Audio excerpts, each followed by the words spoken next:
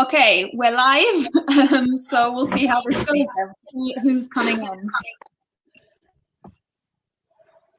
Got Jay happily sharing away. I will also open Facebook, see if I can see it from there.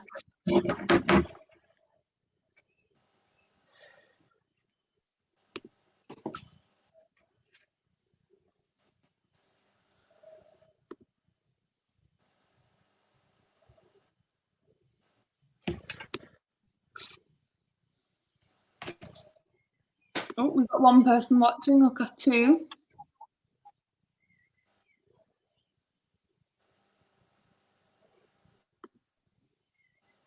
Hey everyone, let's see who's joined us unfortunately on this one. First live, we're working out all the technicalities. I think I'll put a welcome message in the chat though.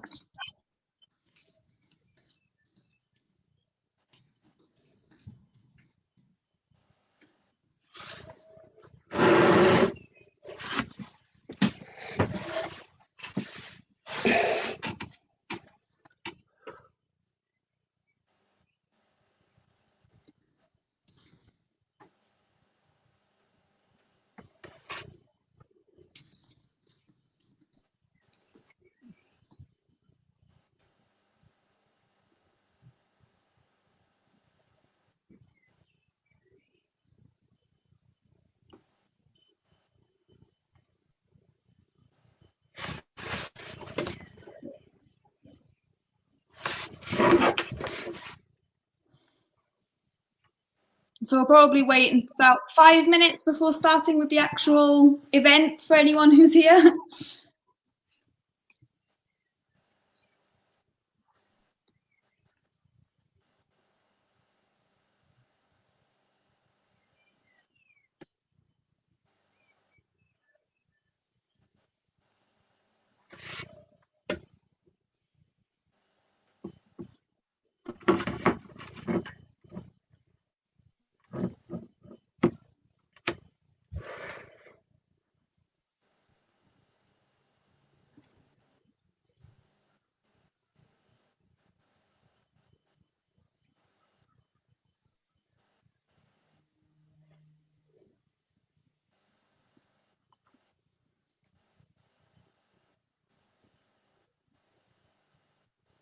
If anyone is here, feel free to introduce yourself in a chat, etc., as we'll be doing a live Q&A later as well. So we'd love to hear from you, especially any questions about 70/30 or becoming an ambassador, but more general questions as well, if anyone has any.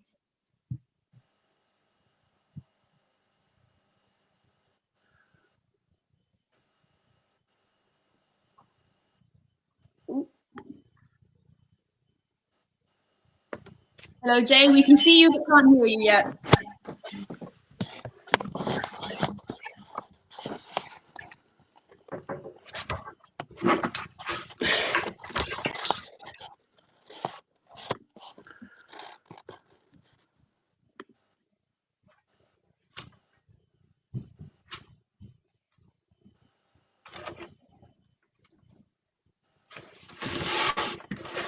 Try and get a picture. There we go.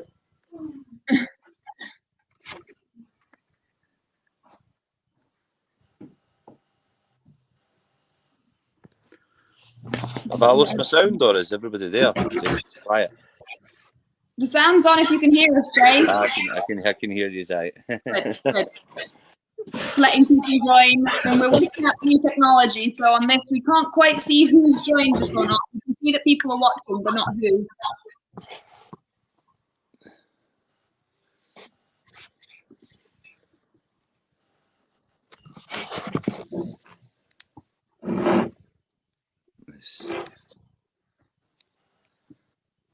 Hope everybody's well on this Friday evening. End of the week. Yes. Still managing to join us.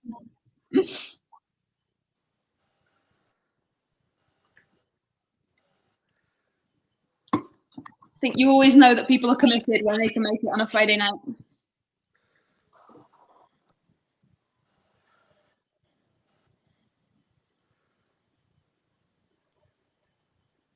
give it another minute or so. What do you think, Jay? Yeah.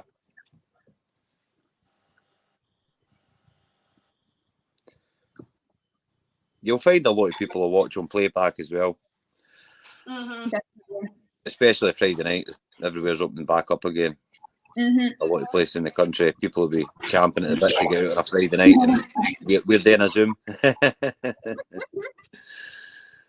Oh, well, I also think it's our first live. You know, who can make it, and who can see it later will be. Absolutely. Well, that's it. Once it's recorded and out there, it's out there. So yeah, that's the main thing. Oh, exciting to try new things. I must say, as we reboot everything.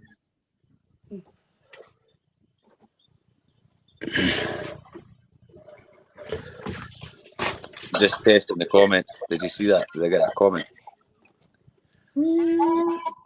Yes, that works.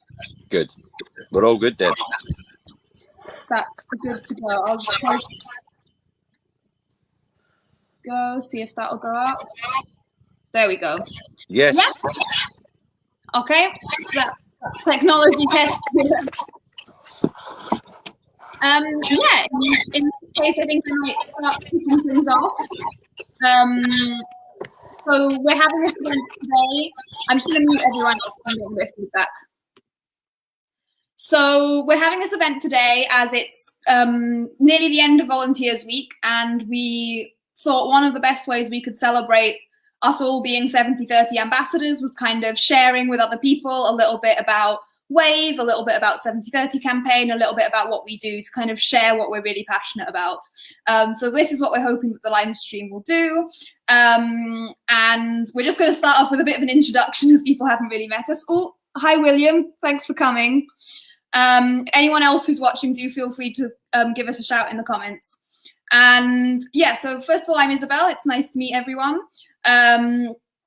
I've been involved with Wave or 70/30 for over 5 years now in one way or another. And I'm currently one of the 70/30 ambassadors, and I've just actually joined the trustee board of Wave as well. So I also am an ex-staff member, as I've worked in the office in London a few times. So yeah, I've kind of got a perspective of lots of different areas of what Wave's done before. Oh, hi, Debbie. Thanks for coming. And then I'm probably going to unmute people one by one so they can introduce themselves as well. We've got Natalie, who's been doing amazing work in the Isle of Wight and on the Council of Lived Experience, but I'll let her say a little bit more. Thank you. So my name's Natalie. I live on the Isle of Wight. I've been a 70/30 ambassador since April 2020. And I came across Wave simply by chance because of my experiences of the first lockdown. And over the last 13 months, I've really been able to see how important such a campaign like the 70/30 campaign is all about. And I'm currently leading the project on the Isle of Wight, where we've got 10 ambassadors at the moment, and we're making an extremely positive impact on the island. Thank you, Isabel. No worries, Natalie. Then we've also got Jay, who's been doing great work in Scotland and has also been on the Council of Lived Experience. So I'll let him say a little bit about himself as well. Yeah. Hi, my name's Jay Haston. I'm from West Lothian, and I've been indirectly working with Wave for the best part of a year now, but officially about 6 months, and it has been nothing short of fantastic. The key aims and objectives of the 70/30 campaign to reduce adverse childhood experiences by 70% by 2030 was a target I looked at and I saw, and I thought, you know what, that's kind of the same as what my page is geared at, is creating a trauma-informed society, and what I'm kind of shouting out in my videos. It seemed logical to work in partnership, and since we have, what we've done in West Lothian is nothing short of amazing, you know, and we'll get to it, but I would urge anybody to become an ambassador. So I don't want to go too deep into my story at this point. But it just shows the power of this campaign. You've just introduced Natalie there, who's for the Isle of Wight, and I'm here in West Lothian. I know ambassadors for yourself, Isabel, up in Aberdeen, and you've got Andrew out in Glasgow, out in the west, and William Edinburgh out in the east. So this campaign's nationwide, and that's what really I love about it is this is a campaign. This really is a campaign. Thank you, Jay, and thank you, Angela, for joining. Then in the end, we've got Rob, who I know I've worked with a little bit longer, has been an ambassador for a bit longer than Natalie and Jay, so I'll let him also introduce himself. Hi, I'm Rob. I live in Devon. I've been around with Wave since 2015, so I've been involved in the 70/30 campaign. It was quite fast at the beginning, but I sort of have bouts of in and out purely due to my own sort of well-being. God, my journey's been absolutely incredible. From that very first newspaper clip that said, did I want to be involved in eradicating child maltreatment? And then I never realised that actually I was changing a lot. I was changing a lot of lives. I was also changing my own life, because I didn't actually realise that my own child abuse was actually ever going to stand or mean anything. So for me to be involved with something that was mind-blowing, really is. It's a movement, and but I've been glad and very proud to be involved with. Thank you. Thank you, Rob. Yes, so thank you everyone for joining. I'm going to give you kind of a brief look over what the charity Wave Trust is, and then Natalie and Jay will kind of fill you in on some of the things that Wave has been doing, for example, the 70/30 campaign, which we all volunteer for, and the Council of Lived Experience. So Wave Trust is a charity that's now been going for 25 years. We celebrated the anniversary in April, and the name Wave Trust stands for Worldwide Alternatives to Violence. And I think it's quite important to remember the roots of this charity, because it very much started working with violent offenders and looking about how to prevent violence from happening in the first place. And both the research and the experience of the Wave staff showed that you had to prevent child maltreatment at the earliest stage possible to be able to give people the best start in life, to be able to avoid violence later on in life. Wave then expanded, therefore, to help in this preventing child abuse, neglect, and witnessing domestic violence. But it also expanded beyond just wanting to prevent violence, but all of the other effects of child maltreatment, like mental health issues, physical health issues, more general crime, homelessness, exclusion from school, issues at work, etc., etc.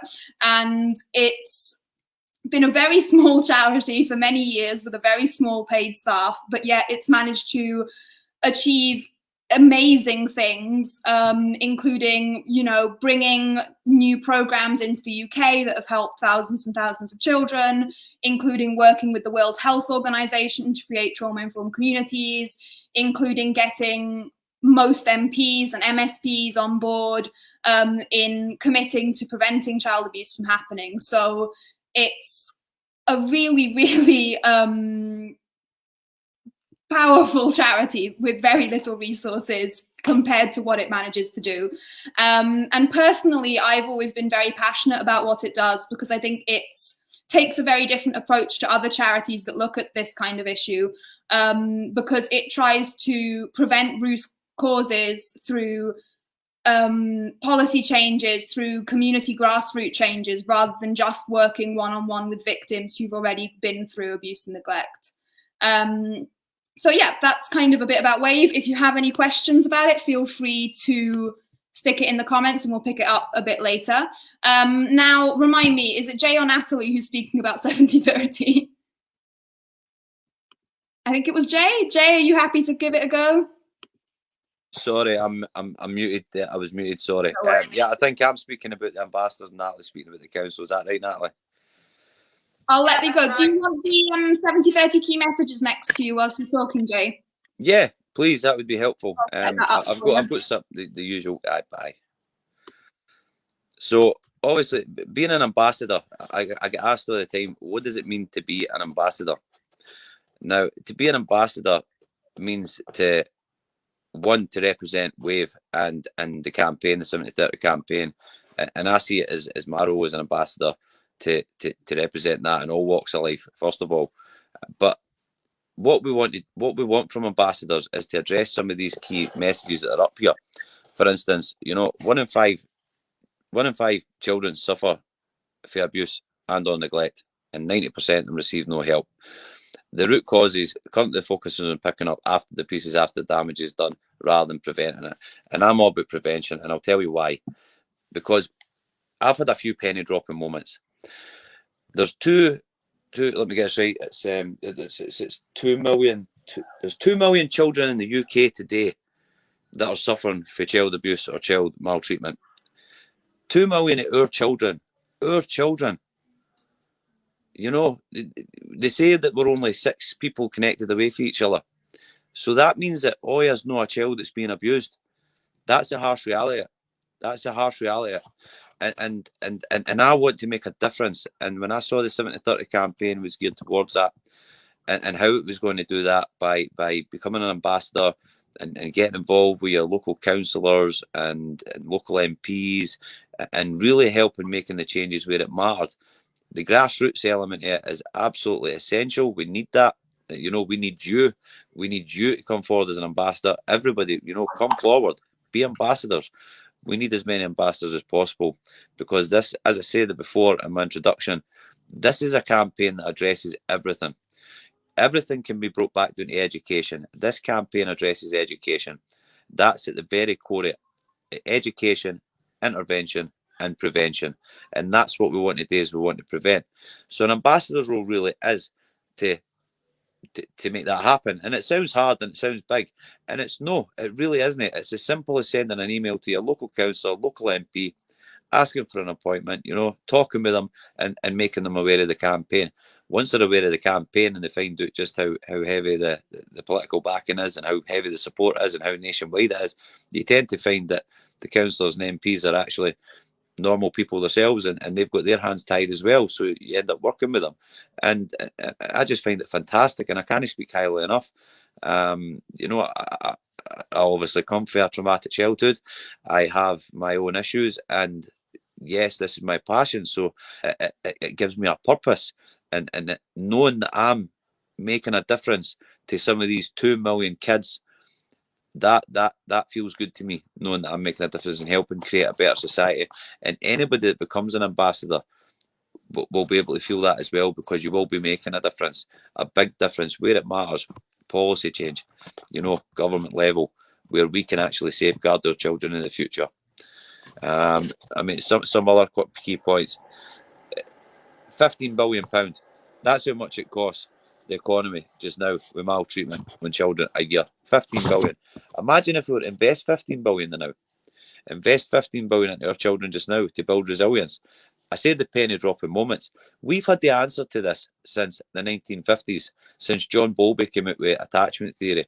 I've alluded to it in my videos. It was built on by Ainsworth and Harlow, and then Suzanne Zeedyke's done some wonderful work, and it's included in one of Wave's programmes on attachment. We've had the answer here. The answer to reducing child abuse and child maltreatment and creating a trauma-informed society is secure attachments. And John Bowlby came out with that in the 1950s. So we are probably acting on the biggest unacted on discovery of the 20th century. And that's huge as well. So it's the ambassador role feels huge, looks huge, but actually it's fun. It's great. You meet great people. You've met some of the lovely people here, Natalie, Rob and Isabel. Amazing people. You meet amazing people. You get support. That's the main thing as well. Wave offers support to your ambassadors. So I've got support as well. It's an extra support network for me. And that's crucial as well for survivors. So yeah, it isn't just a case of, you know, come and be an ambassador and we'll just fling you out there and leave you to it. They actually fully support you. And you know, I can't speak highly enough of Wave or being an ambassador or being part of the 70-30 campaign. I'm actually humbled and I'm privileged to be playing such a part in it. Thank you, James. You always bring so much passion to this, and I just wanted to mention William's comment that really stuck with me about it being a campaign of a generation. I really think that that's a really good way of putting it. You know, it's a clear time goal by 2030, and I think we can have such a big impact before then.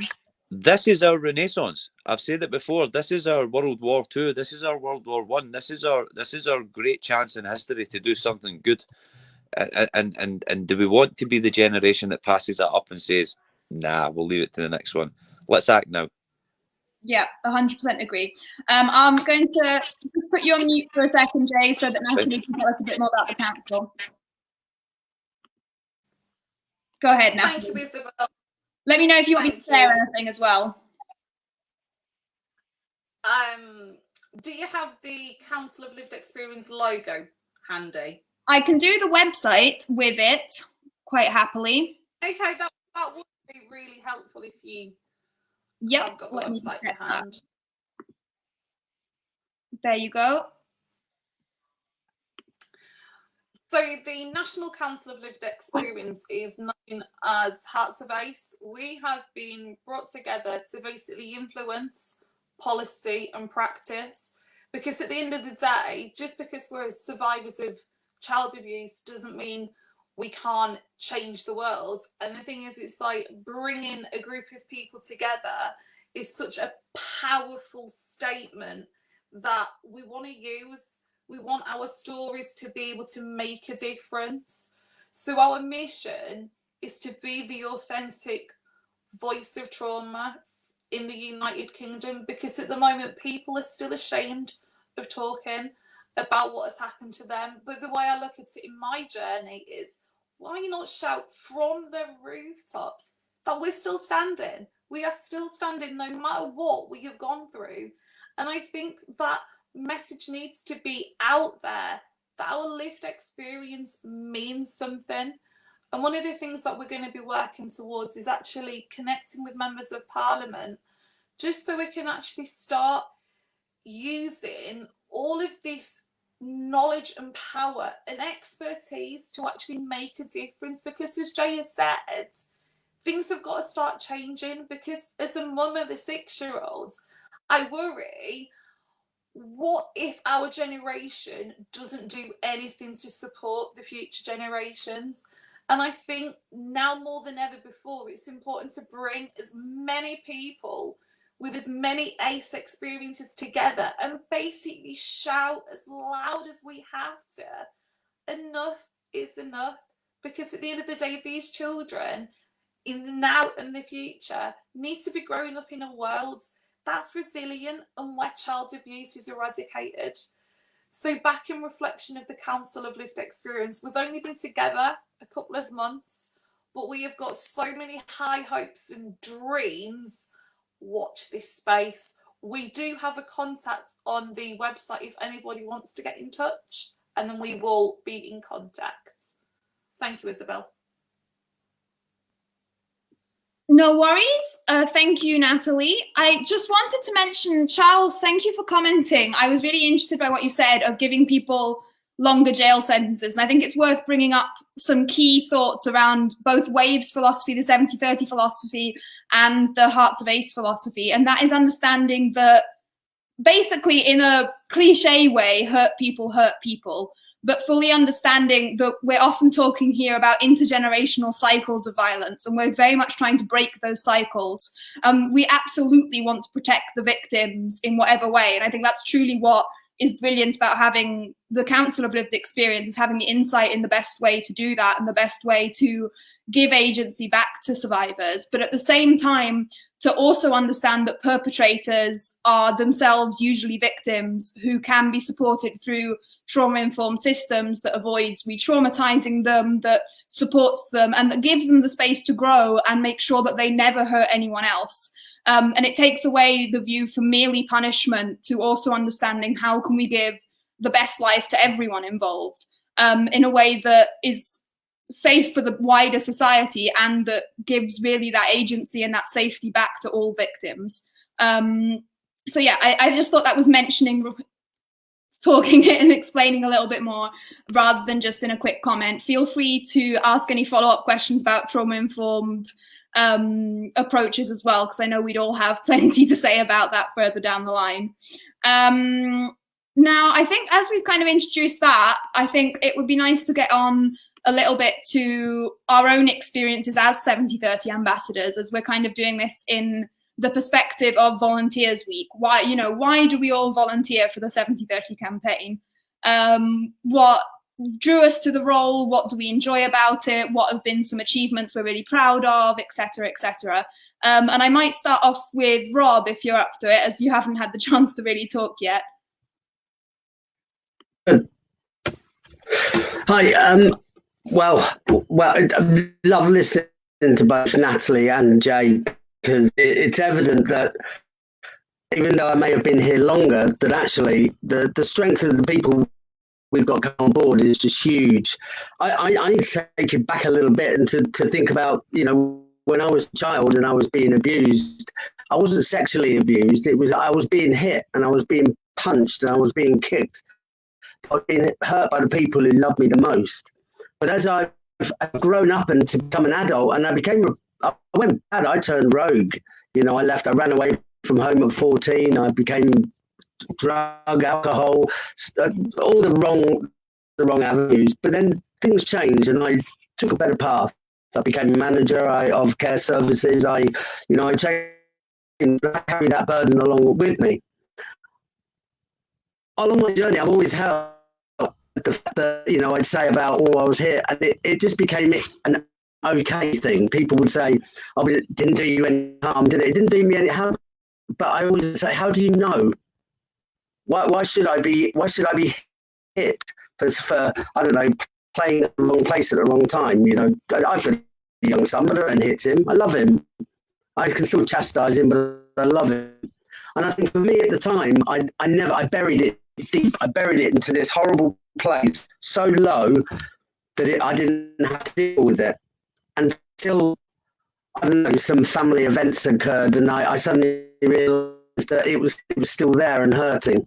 Seeing this advert pop up in that newspaper clearly showed, do you want to be a part of eradicating child treatment? God, it was a no-brainer. It was a no-brainer to me. I knew this had to be done. I knew I had the skills. I knew I had the intelligence to be able to deal with it, the mental capacity to be able to deal with it. But it also opened up. The more I went in, it opened up all of these years that actually made sense. I didn't have to bury it because it wasn't my fault. I didn't have to live with that in my life, and I didn't have to hide it, and I didn't have to be embarrassed about it, and I didn't have to, be the secret elephant in the room. It was done, and I had to become suddenly strong, and I had to be strong for every abused person, and then I talked to other abused people, and as Jay said, we've got a renaissance here. We've got a movement. We will only stop it if we put our hands up and say, please stop. And we need places for these people to go to feel safe.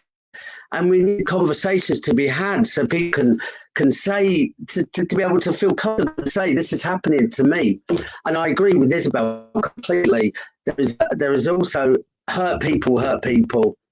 My parents only hurt me because I did a bit of research into their growing up, and they were pre-war children, Second World War, and they were evacuated, and they didn't see their family, and it was tough times. I'm not condoning their actions, and I probably still won't talk to her, but I get why she might have done the things that she did.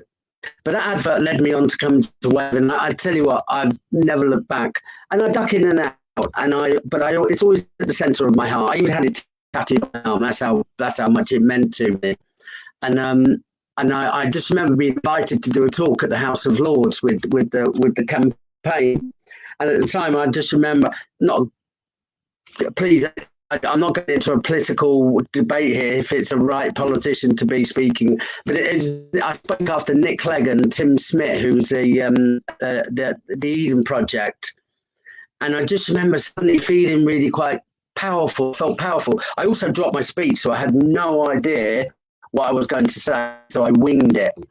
But how was it impossible to wing something that was already in me? And I remember getting really angry. I even swore a couple of times. It meant so much. I'm a bit of a sailor swearer, so I don't hold back. But I'm led to believe that, that the standing ovation that I got was deserved and earned, and I got my stripes, and I suddenly felt so powerful that actually, do you know what? If I can make these people turn and Lord and Lady Fox was bawling her eyes out, but it was a powerful moment to me, standing in the footsteps of great heroes, whether it be Cromwell, Richard III, first, and all these people who'd spoke on behalf of other people. I was across the road from Nelson Mandela's monument. These people we stuck out, and I'm not saying I'm as big as them. I'm very, very small in comparison to most of these people. But actually, my small voice went on to be heard many, many times over. And I'm sure that there's plenty of other people out there with exactly the same voice that I have, who can speak as eloquently as better than myself. And it's worth. And I only give a small amount of my time, and I aim to give more of my time and make it, it's a big thing. Thank you. As you were. Thank you so much, Rob. And yes, absolutely, I agree. I think it's amazing to see how something that seems small from a certain perspective has such a huge impact. And, that speech will be heard and was heard in that moment. And it was a really, really big step for both you and the campaign. So definitely thank you for sharing that and thank you for being on the live today. Natalie J, who wants to go next? I'll go. Biggest achievement. I mean, taking on for what Rob was saying there, it's certainly a generational cycle that we really need to break without reinventing the wheel. And we can do that. We've got the answers to do that. Growing up a child to the trauma, it becomes normalised. You don't see it as trauma. You just see it as the next thing that's going to happen. I had 5 different schools. I was bullied. There's all different aspects to it, and like Rob says, at the time you didn't speak out, but then when you find your voice and you speak out, there's something empowering about that. There's something really empowering about that. And when I started speaking out, it was after I'd done a group therapy session at the hospital with males, and I'd kind of lost all my shame for a bit, and I felt good for a change, and I'd done a video and flung it out there, and next day, lo and behold, the shame had set back in, and the silver cure hadn't happened, and I was like, oh no, I've done this video, but men seem to connect with it, and survivors seem to connect with it, so I kept doing them, and when Wave came to me and says that I got asked to be an ambassador via Natalie and Wave, I spoke with Wave, and they said they loved the way I spoke and encouraged survivors to speak out and empower themselves and stuff like that, and they would love me on board. It was like, great, excellent.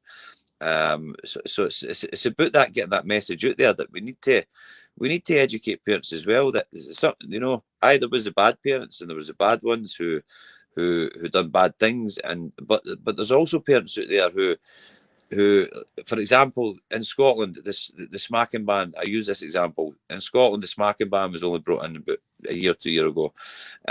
So before that, it was normalised for people to smack their children, Does that make them bad parents because they smack their children and now they're not allowed to, and all of a sudden it's illegal?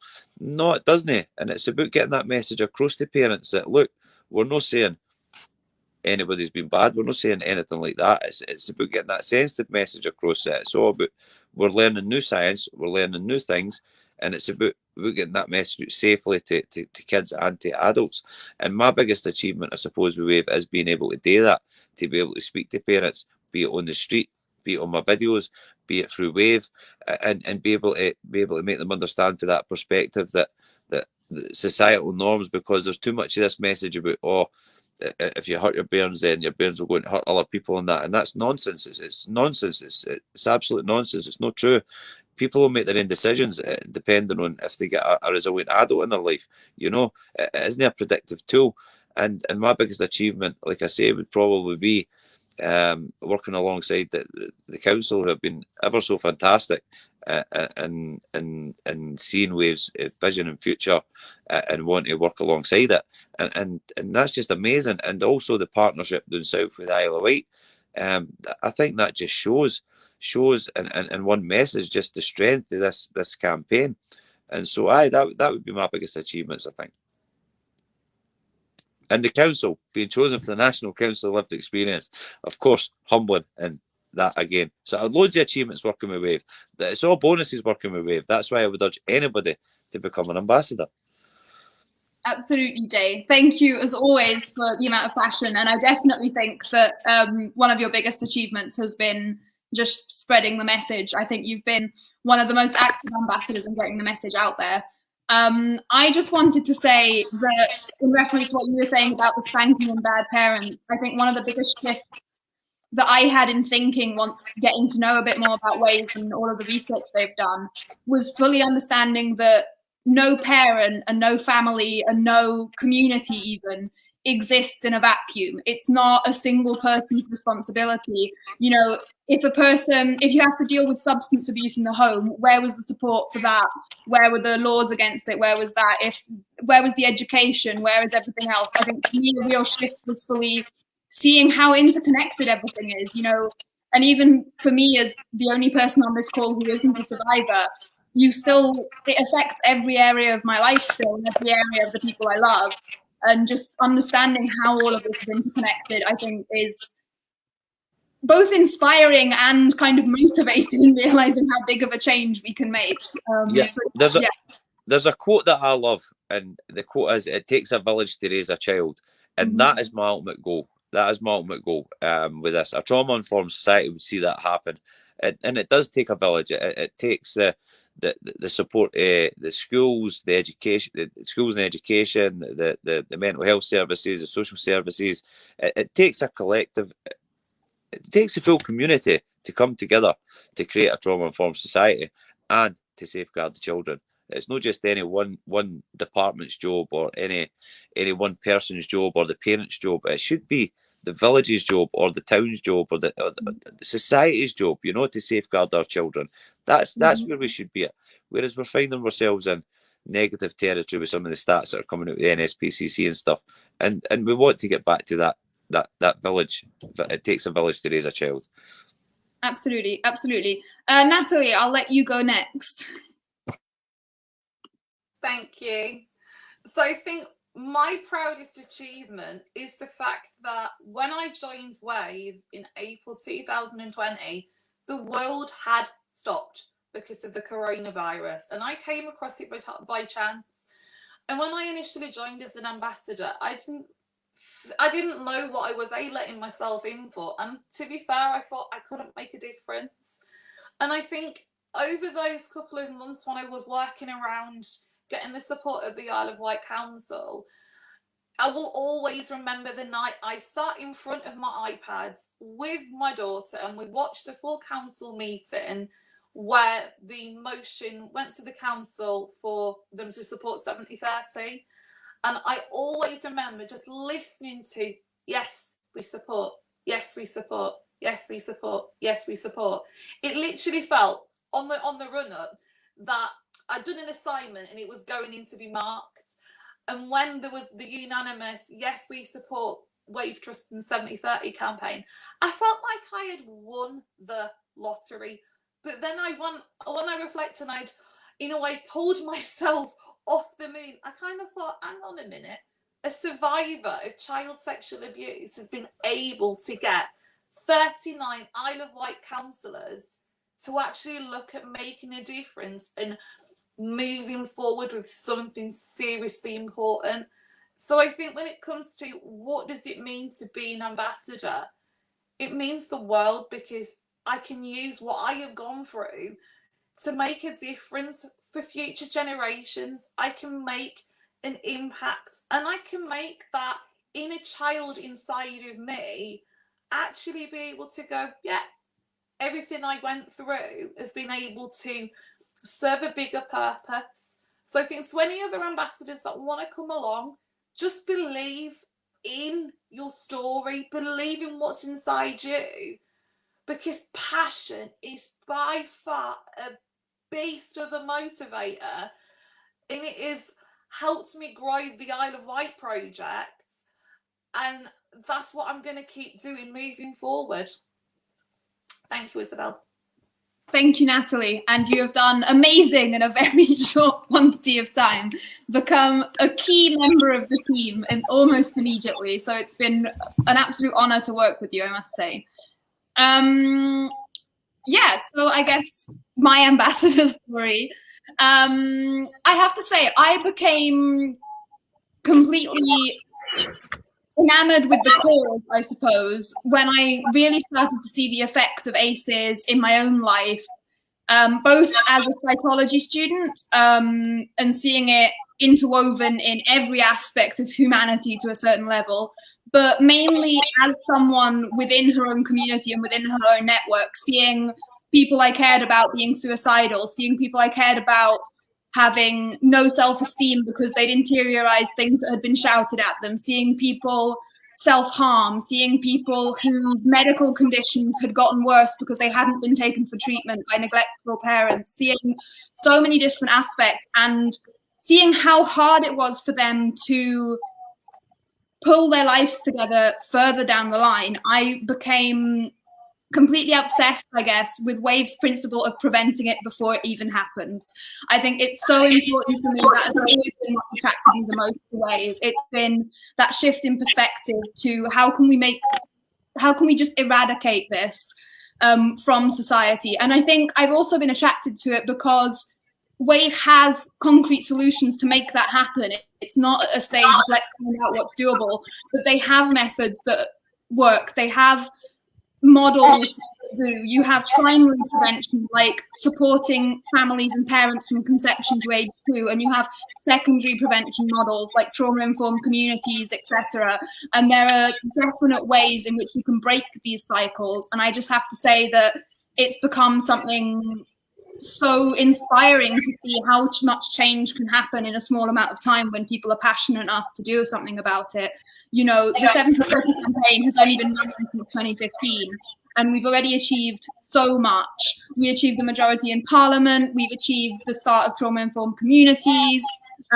You know, we've had more than 200 people sign up as ambassadors, and it's just, I think, inspiring, I guess, to see how many different approaches can be taken as ambassadors as well, because everyone has their own distinct experience and value to add and angle to go. Alex isn't on our call, but one of our other ambassadors has managed to get so many MP endorsements. Jay has been able to share his story far and wide and start to get attention again on social media.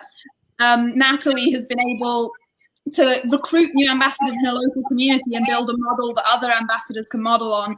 Rob, for example, in the amazing speech he gave, has given us that first push towards things. And I think it's just, oh, hi, Alex, I'm glad you are here. It's just wonderful to see so many different approaches that all push things just a little bit closer to our goal. And yeah, I think I'll open it up to a more general discussion to all of us. If anyone has any questions or any comments or anything, please put them in the chat now. We'll have a look at them. We'll have a bit of a discussion. It can be about WAVE, it can be about 70/30, it can be about the ambassador role, it can be about anything you've mentioned. Yeah, please fire your questions in. Well, one of the things I wanted to touch on as well is what Rob was speaking about there was the toxic stress of children. A lot of people think ACEs, and they think if they're no still asking if it's a deck of cards or a card game, they're asking what is ACEs and what does it mean and how many ACEs is there, and you know, and I think now it's more about the impact it has on the child. I don't know what your thoughts are on that, but I think it's about the toxic stress it has on the child, because there's children out there who, quite rightly, and people point out, they have ACEs and they're going to be successful. I think the key thing to point out there is the people have probably had the one resilient adult in their life, their full life. Yeah, so I've just put this because I think that's something really important. It might be a bit too simple to read, but basically what I really think is important there is the graphic of the pyramid, which I think always stuck with me, of just how adverse childhood experiences disrupt your neurodevelopment, which then changes, you know, your social and emotional development, which leads to adoption of health risk behaviours, etc. And it's just kind of that happens unless there is guidance available. It takes one supportive relationship to kind of stop that disruption, and it's so impactful. You know, in this graphic, it shows the risks of adverse childhood experience and this increase in risk factors, but not everyone who goes through this ends up with those outcomes exactly because of these protective factors, mainly the always available adult, but also protective factors in the community.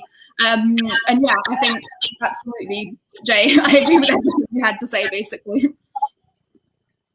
And wait, Alex, I've got a question. How do you deal with the argument that our work interferes with parental stewardship and how it's not the role of to get involved in private family life? Does anyone want to take this? I'll be brave enough to take that one and say that I believe that it should be a collaboration of parents, schools, educations, and possibly even, if I had it my way, it would be a psychologist in every primary or high school. That would be my answer to that one, Alex. I think it's similar to the PCPS programme running the Republic of Ireland, but I believe that the answer to that would be for education and even social services, if it is, or the medical services, CPNs, to work, especially with children having children. Collaboration. I say that, I mean, 16, 17-year-olds having children, because they still fall under this category and they really need support. And I think that's something that you'll want to talk about, Natalie, yeah? So I'll just jump in quickly before Natalie goes on the 17-18 thing. I think it's worth saying that, in answer to you, Alex, what we're hoping to do with 7030 is a cultural shift on this. It's important for the community to be involved to support parents, because in a way it isolates the most vulnerable parents. But sorry, Natalie. Just going on Jay's point about teenage parents, I was a teenage mum, so I had a child at 17, and when I lived in Hartlepool, there was no support whatsoever when I was a teenage mum. And the problem society had then was they were unable to make the connections between the child sexual abuse that I suffered as a child and the fact that it was linked to being a teenage parent. And I think as we move forward in society needs to make the connection that just because you're a teenage mum doesn't mean you're in a category that you don't need support. You need more support than probably anybody else, because at the end of the day, you're still a child, you're still healing from what has happened to you as that child. And you're also now in a position where you're a parent, you're a mum. Because in my journey, I made the decision, I was still a child and I couldn't be a mum at that moment. And my son has lived independently for the last 14 years. But that is a decision that was in the best interest of his life. And I used that part of my story to go, hang on a minute, things could be prevented if awareness is out there. So I think as society moves forwards, just because you're almost 18 doesn't mean an ACE isn't gonna affect you. There's got to be that collaboration of working with as many different age groups as possible, because if we're going to break the transgenerational cycle, we've got to help each other heal. So that was my point to add. Absolutely. So I just want to flag up Kathy's comment around social media. We're currently in the middle, Kathy, of rebooting the social media for all of 7030. As due to staff shortages, there was briefly a period of inactivity, and that is absolutely on our top 5 of the to-do lists for the next month or so, because I think both Natalie and Jay and I have been talking about starting even just virtual fundraising, etc. So a very, very good suggestion. Thanks for bringing that up. Then Angela had a question. Yeah, I don't know if that is running all over the UK, but I think having a family nurse or having that kind of first contact is really important. I don't know if you guys know anything a bit more about that. But I know that, for example, the PCBS model that we've mentioned, you know, having support, like PCBS is more universal, but in general, having support for the first 2 years is absolutely essential. Does anyone know anything more about that, or we'll look it up? With the family nurse, I know on the Isle of Wight, there's not that much support for parents as such. However, I do know that Primary Mental Health have started to create a 6-week program supporting pregnant women that have got mental health problems. So I think things are out there, but I think it's to what level of good they are and how much support you can get from a really short time of intervention. I think it's just the political game of funding depending on where you live, which is the sad thing of when you look at it, children live everywhere in the United Kingdom. You would think there'd be an equal pocket of funding no matter where people live. I think touching on that as well, Natalie, one of the biggest points to point out here as well is that there has been absolutely zero money ring fence for 0 to 3-year-olds, which is the most crucial part and where we can build the resilience. What do you think about that, Rob? We've got the same here. That it just wasn't there. You know, once they hit 3, there was some funding, but you know, the again, we're looking at it's you know, if you look at a child's milestone, and then you know you've got these biological sort of milestones popping in here, the effects are massive. There's no money in the household. You know, they're having the same sort of issues going on. There was no health. I saw a health visitor with my child once in about 2 years. You know, it was because I wasn't deemed a problem, but they didn't know there was no problem. But actually, what they didn't know, there was problems.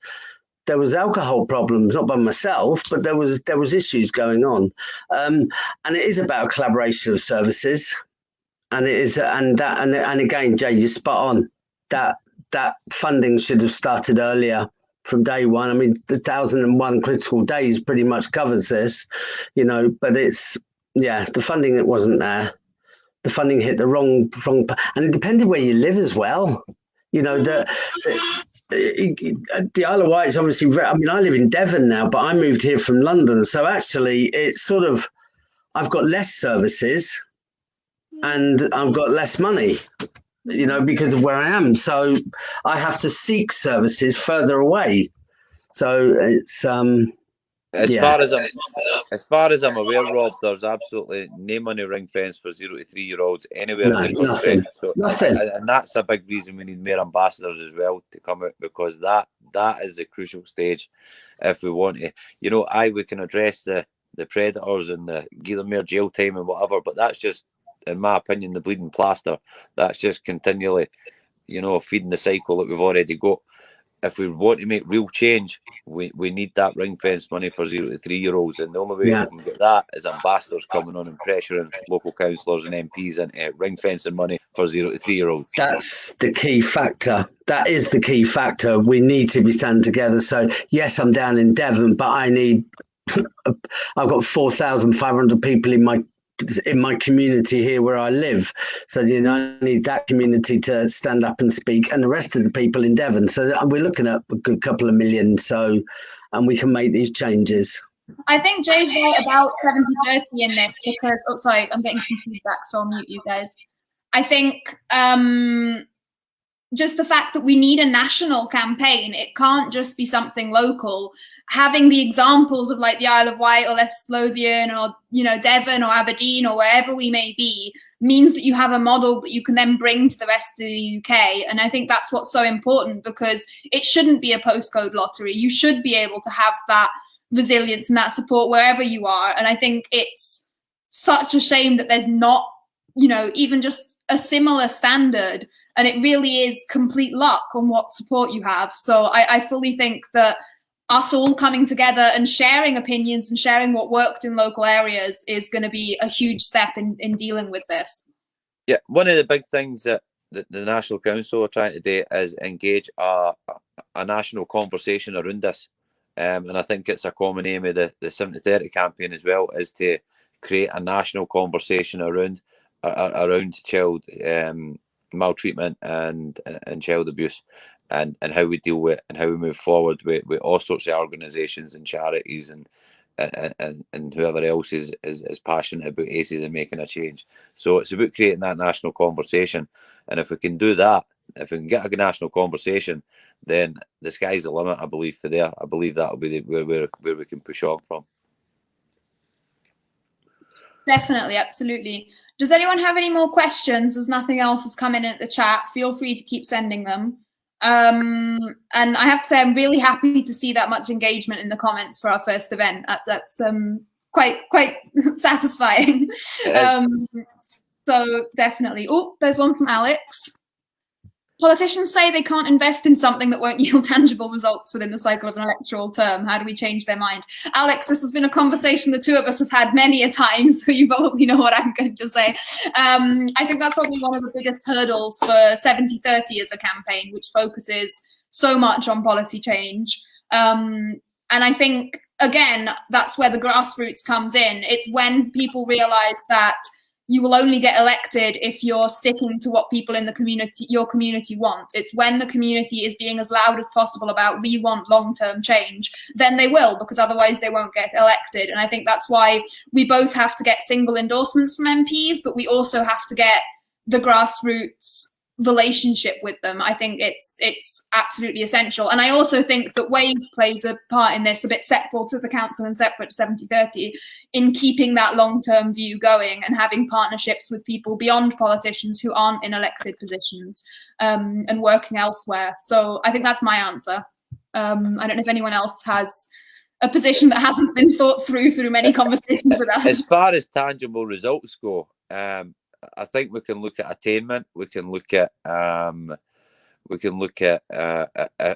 the justice system was to adopt a trauma-informed policy and send 16 to 18-year-olds for therapy instead of juvenile delinquency in jail. We could measure that. There's so many confounding variables that we could measure.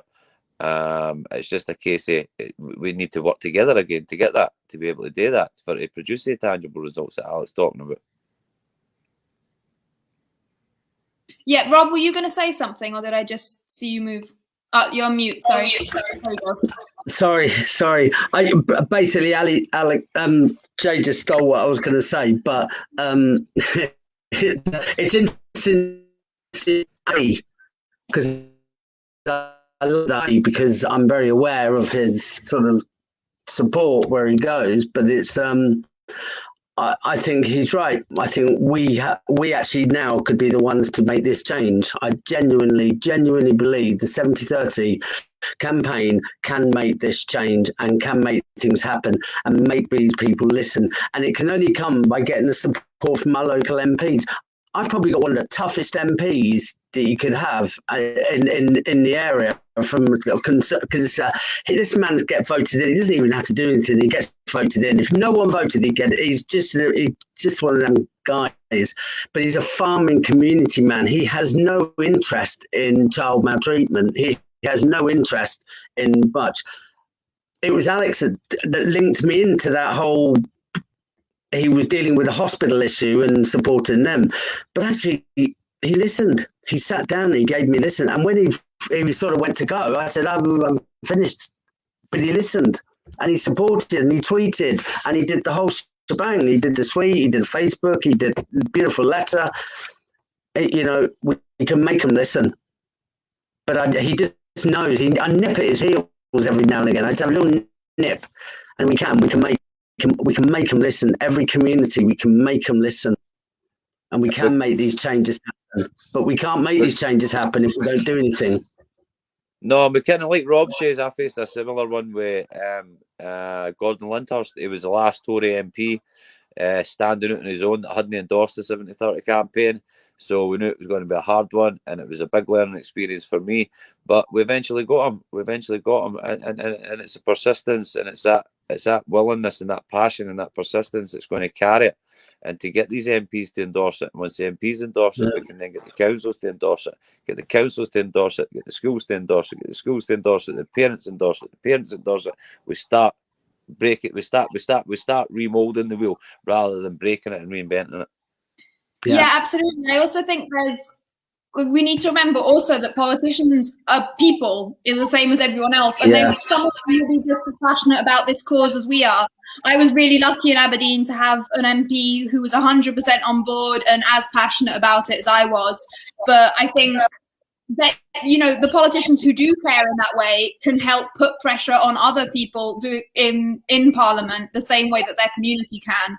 You can kind of use those alliances, and there's going to be a whole spectrum, obviously, but they might have lived experience. They might have seen the effects in whatever they've done. You know, I think we need to keep that in mind as well. Not everyone is just in it to be elected in and of itself, and I think it's really important to get the people who do care as fired up as possible and as connected as possible. Oh, I like William's comment: patience and passion.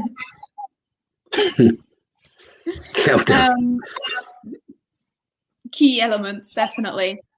So yeah, we've passed the hour mark. I'm happy to take maybe one or two more questions if anyone has them. But if not, I think I'd let us each have kind of a last little comment or anything you want to say about why people should join as ambassadors, and end the night there. So please add any questions now if you have any. And in the meantime, I might who wants to go first with an inspiring comment? Well, may I go first? I mean, one of the things that I get,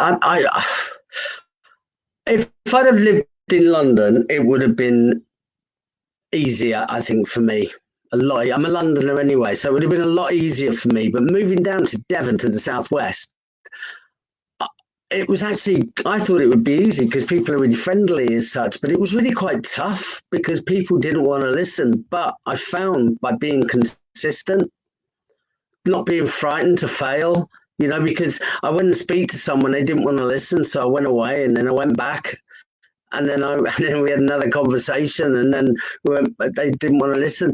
But now these people are the people who are coming to me, and they're asking me questions, and they've got me on their speed dial, and that's because I wasn't going away, just because they weren't listening the first time. So I do feel that what might seem daunting, and Alex can support me here because he was the one who was, you know, rubbing my back for me like that, saying it will be all right, it will come, it will happen, and it did. It really did, and I feel strong as an ambassador. I feel really strong. I feel supported, strong, and I believe I'm going to change the world, or at least Devon. Yep, I think I'll follow along for that and say that what you're saying there, we supported. That's the main thing. As Wave support us, they really do support us as ambassadors. I'm a bit I love stoicism, and Seneca says that. It poses a question. That's why we're here. What are we here for? And what I would say to anybody out there who thinks they can't do this because they've suffered adverse childhood experiences or suffered experiences is that you come from a lineage. You come from a lineage of ancestors who have been through wars, who have been through adversities, famines, plagues, and here you stand now at the forefront of what I described earlier on as a renaissance. You have got that adversity. You have got that resilience built deep inside of you somewhere. It's in there. It just needs unlocked, and then you can. The world's your oyster. You can come be an ambassador and genuinely change society and change the world. Hear. Absolutely, Jay. I haven't seen any new questions come in, Natalie, so I might let you finish off with a comment there. So I think back in reflection with the politics side of things, as a parish councillor, I've changed quite a lot of people's perceptions that people in a political position are scary. We're not. We're human beings. And I think for people that want to come and join the 70/30 campaign, it's important just to realise that as long as you use your heart and you use your passion, that's one step towards getting the support of your local council or the local MP. But if that wasn't a route that you'd want to go down, there is plenty of other things that you can do in your community. You can have conversations with your schools or the charities just to see where they are on the trauma-informed journey, because at the end of the day, to reach 70-30, we've got to work together. We've got to work in collaboration with as many different organisations and people, and we have got to keep shouting. And I think one of the things that has come out from the coronavirus is the fact that the voice of lived experience isn't going anywhere, and it is only gonna get louder. So I think it's a matter of watch out, society. We're ready to change the world. Thank you. Natalie. I guess if I'm kind of finishing off this, why I think it's really important to be ambassadors is because all you need is passion. Literally all you need for it is passion and motivation. And I think anyone who's made it to watch this has that passion already, especially of a Friday night. And I think you don't need anything else. When I started, I was 17. I didn't know what I wanted to do. I didn't know anything about ACEs. I didn't know anything. And I've come to make infographics that have been used worldwide. I'm a trustee of a charity. I've talked to tons of different places. I've done public speaking. I've talked to MPs and everything. And that's possible because it's such a supportive network with so much expertise. And whenever you don't know how to do something, there's tons of other support out there from other ambassadors, from the WAVE team, to achieve whatever you want to. And all you need to do is show up with passion. And I would definitely encourage you to go and sign up and become part of the team. And yeah, I think that's all we need. And I think we're all here today because of that, because we've all seen what this does and we all know that something can be done about it. So yeah, I think that's all I had to say. Does anyone have a last comment before we switch off for the night? If not, in that case, thank you so much, everyone, for our first ever live stream from the WAVE Trust. Thank you, Isabel. Thank you, Rob. Thank you, Natalie.